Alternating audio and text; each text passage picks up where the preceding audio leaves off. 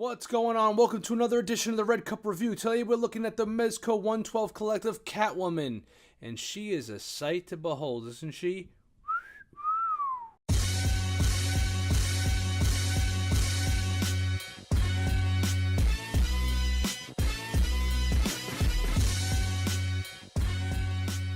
Alright guys, I hope this isn't going to be too loud. We're going to be doing the blow dryer fix for the knee. My Catwoman came with extremely stiff joints, and I did not do it before the video, so we're going to do it right here live and see how this works out. What you want to do is you want to set it to warm and to low and keep it off the body.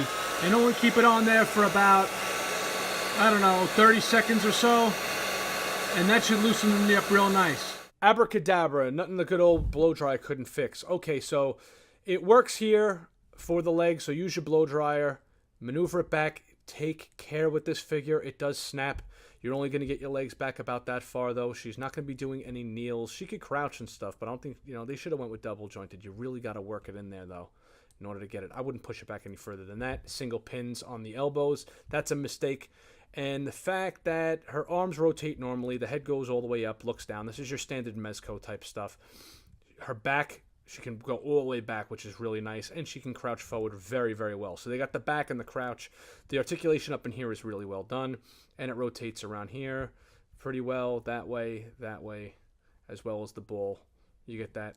Her ankles articulate out extremely well, in decently, in very good, out, it's almost like the opposite. This goes out really well, this goes in really well. So you guys are going to have to get crafty and, take your time when posing this figure, because you don't want, number one, the joints to snap, and number two, Catwoman is the type of figure that really needs to have a lot of articulation, and she doesn't really in the elbows and the knees. So you're going to have to really just work around that, fellas. She looks really freaking nice, though. I mean, every one of these figures do, though, right? All right, moving on. Here's to give you a quick idea of what Catwoman's going to look like next to her DC superheroes and DC Universe Classics counterparts. I'm the type of collector that likes to keep my DC and my Marvel separate, along with my indies and stuff like that, but here's just a rough idea. If you got Catwoman coming in at like maybe 5'9", if I had to guess, I don't know what her true height is. I always envisioned Zatanna being a little bit bigger than her, maybe Black Canary coming in at around the same height, although they're really not. And you got the two villains on the ends to kind of capsize it. She looks pretty good next to Bane, I guess. I don't really like my Bane that big, but this is about Catwoman. Moving along. Here she is again, except now she's got a couple of more Mezcos with her and the DC Universe Classics Riddler right there. I wanted to give you guys a perfect lineup here to give you an idea of how much shorter she is than Batman. You're looking at like 3/4 of a head shorter and about a half a head shorter than Joker. And if you count the ears, she's like a full head shorter than where the ears are. And that's pretty good because she's usually looking up to him in the comics. Anyway, I'm going to have her next to my Batman to begin with. Here's the full lineup of Catwoman's accessories. And she doesn't come with much, but I guess it works. I mean, she should have came with like a jewel or something, or like one of those little cat things that you always see a Robin in the cartoons and stuff. There's her flat black base. They could have came up with something a little better for the base, like maybe like the big eyes or her goggles or something. Or, I don't know, put like a little jewel or a diamond or something like that around there. Design it up. Come on, fancy it up a little, fellas.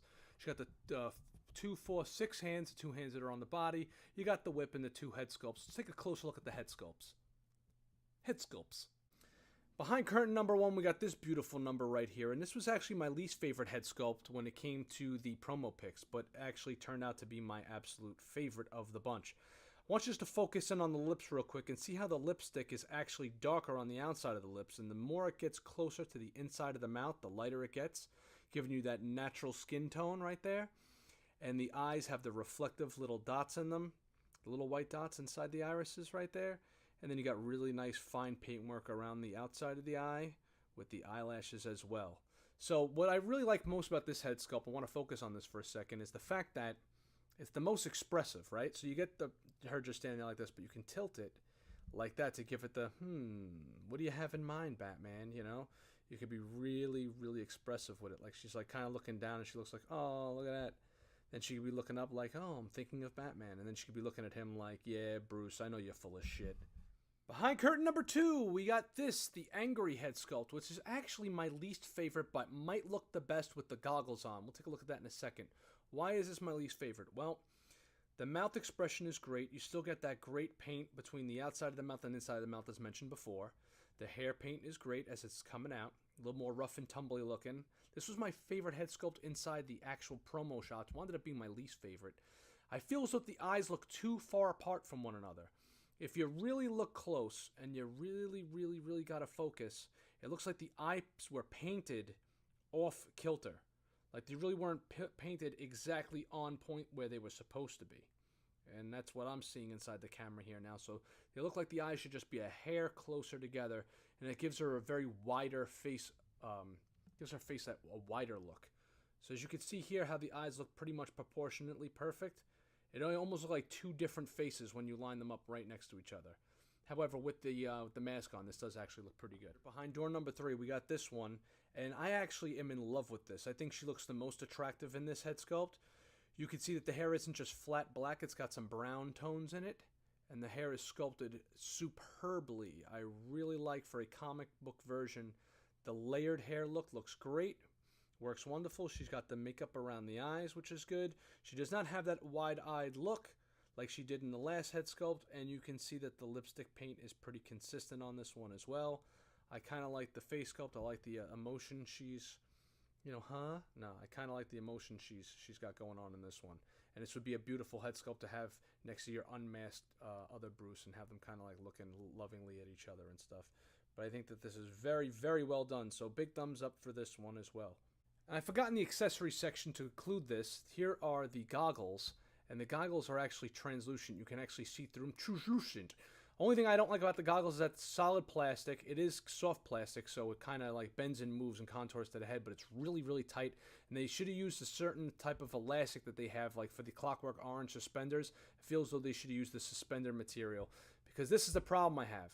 Catwoman's head is so round and bulbous, you try to get this on over the top, and the only way you're going to get this to sit on top of her head is to kind of be really careful when putting this back here, because it will snap. I'm telling you guys, it's going to snap. I don't even know if you can, like, yeah, you got to really like work it, and it pulls it really tight to her head.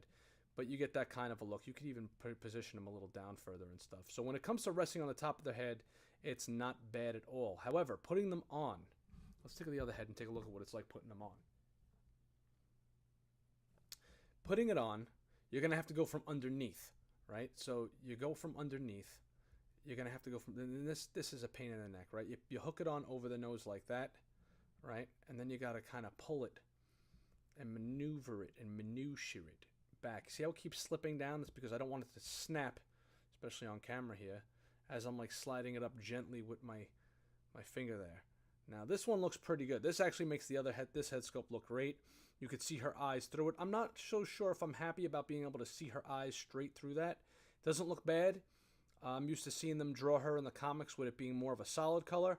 However, it works, and it makes the eyes not look as crazy in this one. So if you want to have them on, that's what she looks like with them on in this head sculpt. And let's take a look at the other one, how she has them on there.